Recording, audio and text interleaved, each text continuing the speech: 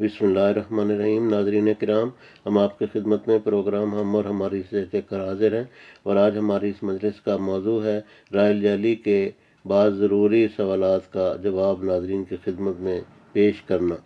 Royal جعلی چونکہ بہت امپورٹنٹ چیز ہے، اور اس کے بارے میں بظاہر تو یوں لگتا ہے کہ جیسے ان سوالات کو بار بار دہرایا گیا ہے، لیکن چونکہ مختلف زاویوں سے یہ اس چیز کے اوپر روشنی ڈالتی ہے، اس لحاظ سے اس پروگرام کو بغور سنا جائے اور اس پر کوشش کی جائے کہ اس سے صحیح معنوں میں استفادہ کیا جائے۔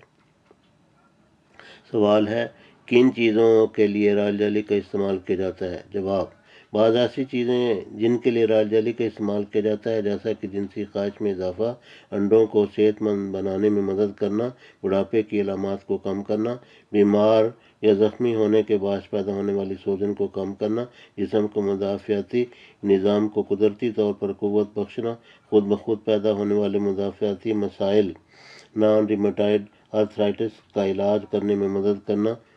سوال: رائل جعلی کون سی حالت میں ملتی ہے اور کس سے مشابہت رکھتی ہے؟